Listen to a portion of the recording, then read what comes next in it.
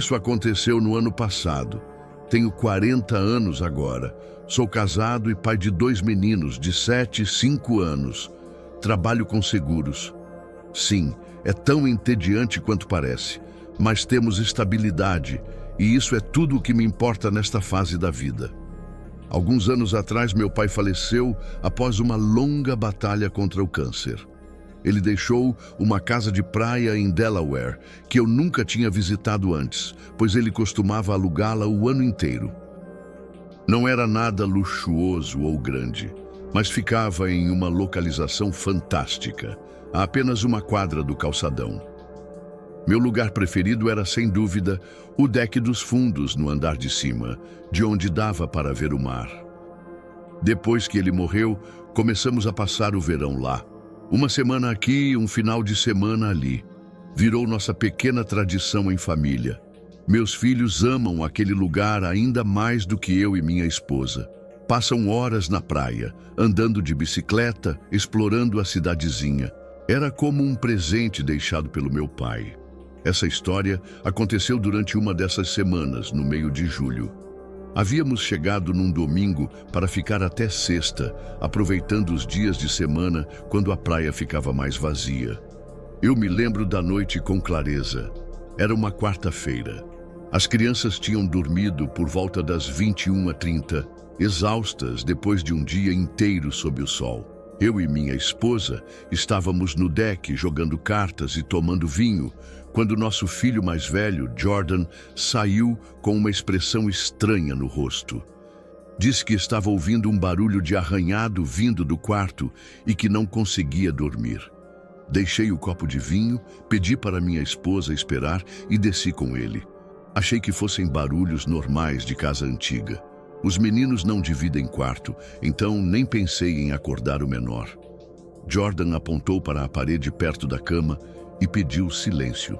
Ficamos ali por alguns segundos e então eu ouvi. Era um som fraco, mas claramente real. Arranhados suaves, vindos de dentro da parede. Não do telhado, não do chão, bem ao nível dos rodapés. Aproximei o ouvido e então ouvi respiração. Não era animal, era humana. Uma respiração lenta, profunda, que vinha lá de dentro. Me afastei de súbito, soltando um "meu Deus", sem pensar. E foi quando ouvi aquilo. Um grito. O grito mais gutural e raivoso que já ouvi na vida, vindo de dentro da parede. O pavor tomou conta do meu corpo. Peguei Jordan pelo braço e corri para fora do quarto. Fui direto para o quarto de Scott, o mais novo, que ainda dormia. Nem dei tempo dele acordar. Simplesmente o peguei no colo e corri. Ao alcançar a escada, gritei pela minha esposa. E então outro grito ecoou, agora muito mais perto. Virei para trás e vi um homem coberto de sujeira correndo em nossa direção. Tentei subir a escada tropeçando, com os 2 meninos nos braços. Quando chegamos no deck, bati a porta de correr com força.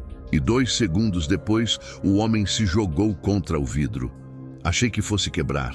Ele começou a arranhar o vidro como um animal, urrando, batendo com os punhos, gritando coisas que não consigo repetir. Me joguei contra a porta para mantê-la fechada e gritei para minha esposa pegar as crianças e ligar para a polícia. Ela os abraçou e os afastou, tapando os ouvidos deles. Eu olhava nos olhos daquele homem enquanto ele rangia os dentes, batia a cabeça, deixava marcas de sangue ou terra no vidro. Ele parecia possuído. Não sei quanto tempo consegui manter a porta fechada. 1 minuto? 5?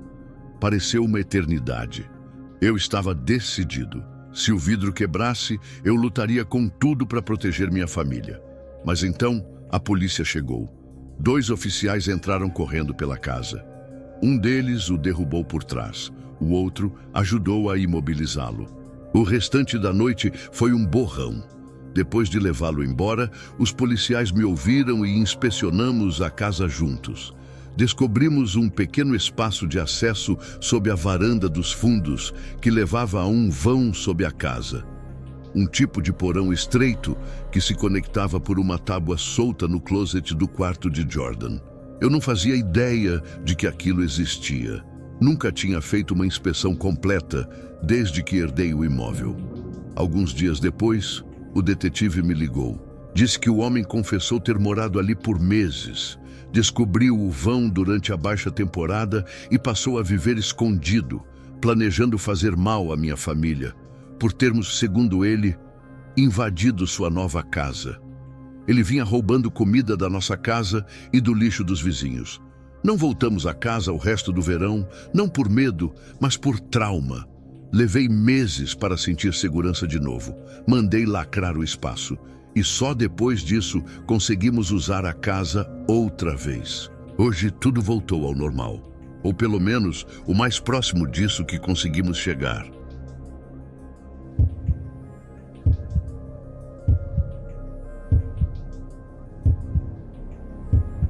O que aconteceu naquela noite? Cresci numa área meio rural, daquelas em que você podia pedalar por quilômetros sem ver uma única pessoa. Como muita gente, minha estação favorita sempre foi o verão. Ainda é, na verdade, mas faz tempo que não moro no interior. E o verão perdeu um pouco do seu encanto. Muito do que tornava o verão especial para mim estava ligado à vida no meio do nada. Havia algo naquele calor, silêncio e vazio que eu amava. Algo que nunca encontrei na cidade. É difícil explicar, mas eu me sentia isolada, de um jeito bom. Como se tivesse meu próprio pedacinho da terra só para mim. Como se eu pudesse desaparecer por horas e ninguém notaria. As noites de verão eram sempre as melhores. A escuridão aumentava aquela sensação de privacidade e liberdade que a garota que eu fui tanto desejava. Eu tinha 16 anos na época. Tinha uma amiga chamada Taylor. Ela era um pouco mais ousada que eu, sempre ultrapassando os limites de maneira sutil. Numa noite qualquer de julho, decidimos ver as estrelas. Só nós duas bicicletas e uma garrafa de vinho. Não era a primeira vez que fazíamos isso. Na verdade, fazíamos com frequência. Até o que vou te contar acontecer. Pensando bem, talvez essa tenha sido uma das últimas vezes que saímos para ver as estrelas. Não tínhamos um destino certo, só um rumo. Queríamos ir a um lugar novo, já que os antigos estavam ficando repetitivos. Taylor disse que conhecia um ponto além da cidade, um pedaço de fazenda abandonado onde ninguém nos incomodaria. Saímos por volta das 22 horas. Não sei quanto tempo pedalamos. Talvez 20 ou 30 minutos, mas só paramos quando estávamos longe de qualquer coisa civilizada. Taylor parou de repente e disse que era ali. Não havia nada que marcasse o lugar, mas ainda assim parecia perfeito. Um campo aberto, sem cercas, sem casas, sem vacas, só um tapete de grama sob um céu infinito de estrelas. Estendemos o cobertor e abrimos o vinho barato que ela havia lembrado de trazer. Não era lá grande coisa, mas servia. Ficamos deitadas por um tempo, passando a garrafa de um lado para o outro e apontando as poucas constelações que lembrávamos. O objetivo era sempre o mesmo, ver uma estrela cadente. Em certo momento, Taylor me perguntou se eu achava que veríamos uma. Respondi que provavelmente não, mas que era bom continuar olhando. No interior, é mais fácil ver estrelas cadentes, mas ainda assim exige atenção. Mesmo sem ver nenhuma, estávamos nos divertindo muito. O vinho estava surtindo efeito e comecei a me sentir embriagada. Era uma daquelas noites em que o tempo parecia não existir. Isso nem é tão relevante para a história, mas é uma das poucas coisas que me lembro com nitidez. Por um breve momento, senti uma quebra no ritmo da noite. Taylor me olhou de um jeito que me fez pensar se ela queria algo mais que amizade. Sempre suspeitei disso na adolescência, mas nunca passou de curiosidade. Naquela noite, parecia mais forte. Não disse nada, nem ela. Crescemos em um lugar onde esse tipo de coisa não se falava abertamente. Talvez eu estivesse só bêbada e imaginando demais. De qualquer forma, o momento passou.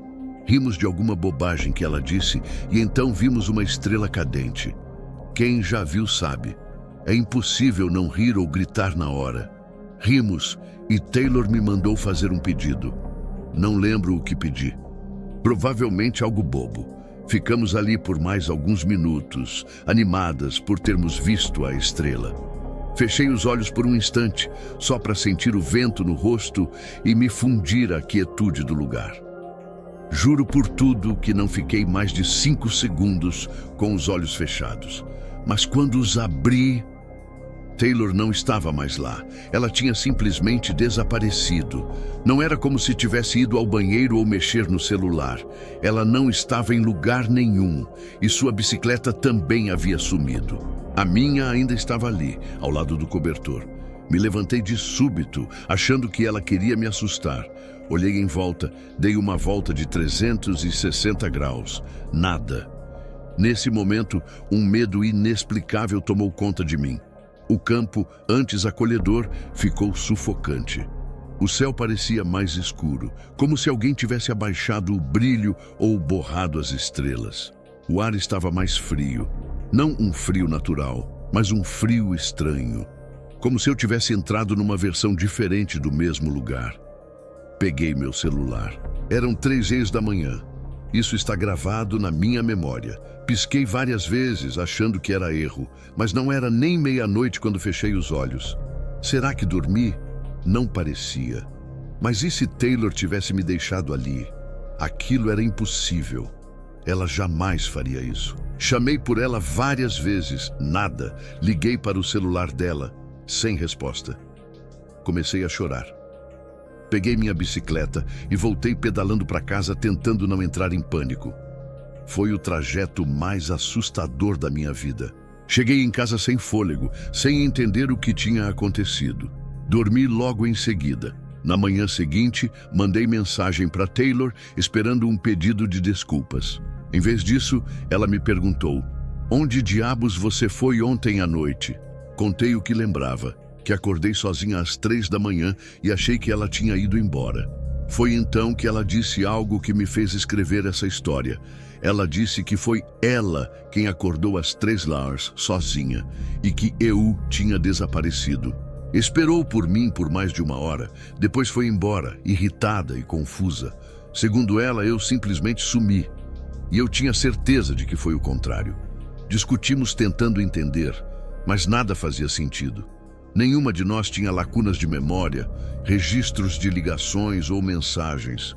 Mesmo jurando que ligamos uma para outra, não havia nada nos históricos. Eventualmente deixamos o assunto para lá, mas a verdade é que ambas estávamos muito mais apavoradas do que queríamos admitir. Passei meses olhando o céu da janela, lembrando daquela noite. Stargazing nunca mais foi o mesmo.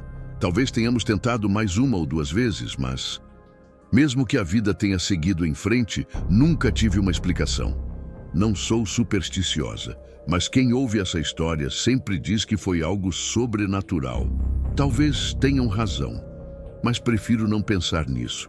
Considere a possibilidade de ela ter mentido para mim.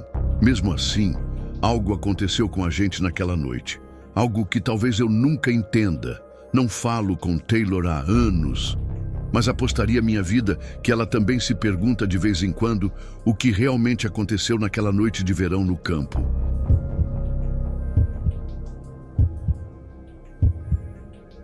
A entrega.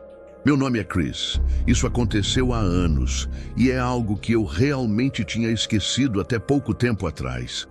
Eu tinha 17 anos naquele verão, trabalhando à noite numa pizzaria nos arredores da cidade onde cresci.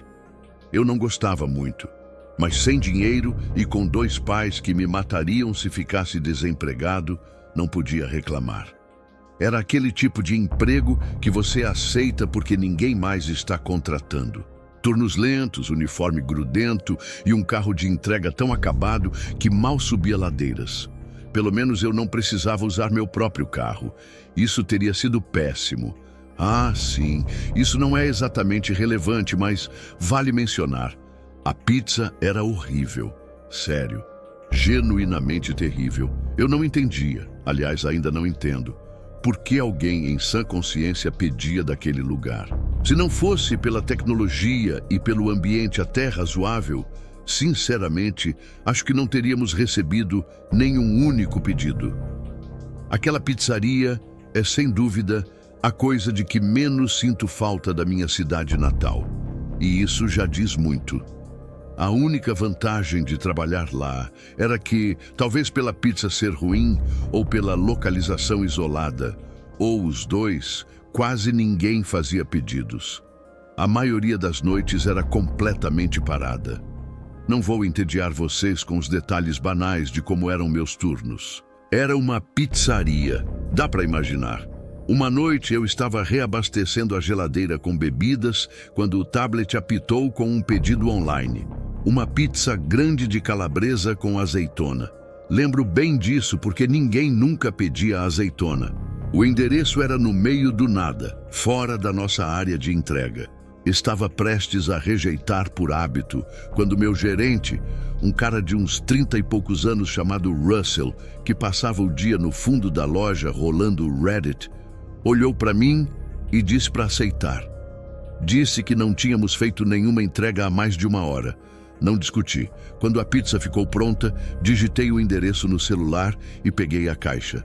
Pelo menos ia me ocupar por uns 30 ou 40 minutos. Ao sair da loja, reparei melhor nas instruções de entrega que o Russell tinha impresso e grampeado na caixa. Não tinha prestado atenção antes. Elas diziam palavra por palavra. Estacione na rua de trás da casa, atravesse o quintal, bata apenas na porta dos fundos. Aquilo me chamou a atenção, mas meu cérebro de 17 anos logo arrumou explicações razoáveis. Talvez não quisessem acordar alguém idoso ou uma criança. Talvez a porta da frente estivesse em reforma.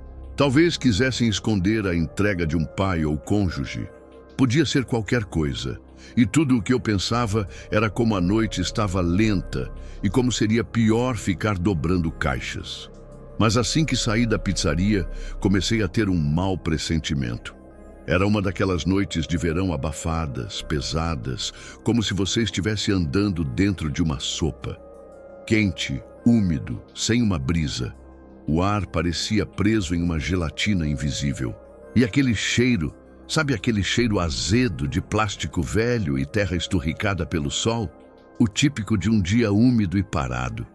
Detesto esse cheiro, mas não tinha como escapar. Dirigi com os vidros abertos por uns 2 minutos antes de desistir e ligar o ar. O endereço não era em direção ao centro da cidade. Na verdade, era exatamente o oposto, mesmo a pizzaria já sendo meio isolada. A viagem devia durar 25 minutos, mas pareceu mais longa por causa das ruas vazias. Não era como se não houvesse casas por quilômetros, mas quanto mais eu dirigia, mais espalhadas elas ficavam. Quando finalmente cheguei, percebi que o GPS me levou pela rua de trás da casa. Uma ruela estreita paralela aos fundos dos quintais. Não havia postes de luz, nem luzes nas varandas. Era tudo sombra. Reduzi a velocidade e conferi o número da casa. Estava completamente apagada. Nenhuma luz acesa, nenhum carro na garagem. O quintal era murcho, grama alta, cerca de madeira velha que nem fechava direito. Mas mesmo assim, segui as instruções. Estacionei no ombro de cascalho, peguei a pizza e caminhei morro acima em direção à porta dos fundos. A pizza numa mão, a lanterna na outra, iluminando os pés para não tropeçar. Quando cheguei no topo, vi a porta. Era daquelas brancas antigas, com um pequeno vidro no topo coberto por uma cortininha barata. Bati e esperei. Nada. Bati de novo, sabendo que meu gerente ficaria furioso se eu voltasse de mãos vazias. Estava prestes a bater pela 3ª vez quando vi a cortina mexer. Bem de leve. Um movimento sutil, como se alguém tivesse passado o dedo por trás. Rápido, quase imperceptível. Mas eu estava olhando direto para o vidro e vi. Esperei mais alguns segundos. Alguém estava lá, atrás da porta. Mas ninguém abriu. Foi então que 2 carros, sem identificação, pararam na rua atrás do meu. Achei que fosse ser repreendido por invadir propriedade alheia. Uma das portas se abriu e um homem desceu. À luz dos faróis, vi que ele me chamava com um gesto. Achei que fosse o cliente, talvez tivesse chegado do trabalho, mas à medida que me aproximei, percebi que ele estava mostrando algo na mão. Um distintivo. Era um policial à paisana. Assim que me aproximei, ele apenas disse para eu voltar para o carro e esperar ali. E foi isso. Obedeci. Me afastei devagar, entrei no carro e fiquei observando. Foi aí que percebi. Não eram só 2 policiais, eram 5, talvez mais. Todos com lanternas, se movendo em silêncio, circulando a casa sem fazer barulho. Nenhum deles bateu ou anunciou presença. Achei estranho. Um deles tentou a maçaneta da porta dos fundos, a mesma que eu havia batido. Mas quando viu que estava trancada, apenas acenou para outro policial e se afastou. Parecia que eu estava vendo algo que não devia. E provavelmente estava. Depois de um tempo, o primeiro oficial voltou até o carro e se agachou do lado da janela. Eu abaixei. Ele olhou a pizza no banco e soltou um suspiro curto. Disse de maneira vaga que havia uma investigação em andamento sobre aquela propriedade e que todos ali estavam em vigilância. Pediu desculpas por só ter me abordado naquele momento. Aparentemente, eu cheguei bem na hora em que eles estavam reposicionando os carros. Perguntei se queria ver o pedido. Ele assentiu. Mostrei no aplicativo. Havia um número de telefone, endereço e o primeiro nome, Jerry. Ele anotou o número e me mandou sair imediatamente. Reclamei, dizendo que meu chefe ia surtar se eu voltasse com a pizza. Ele só deu de ombros e repetiu: "Vá embora." Depois saiu andando. Dirigi de volta furioso, mas sem opção. Levei todo o caminho de volta para realmente entender o que tinha acontecido. A ficha só caiu de verdade quando saí do carro. Se a polícia não tivesse aparecido, algo ruim poderia ter acontecido. Muito ruim. O mais assustador é que quanto mais pensava, mais parecia que eu tinha sido parte de algum teste. Talvez o morador não soubesse que estava sendo vigiado. Ou talvez soubesse, e eu era o isco. A cortina mexendo, o silêncio, o momento exato. Não sei, e nunca vou saber. Talvez seja melhor esquecer. E eu teria esquecido de novo se um velho amigo de escola não tivesse comentado sobre isso outro dia. Nem lembrava no começo. Provavelmente é melhor apagar isso da mente, mas antes disso, achei melhor compartilhar.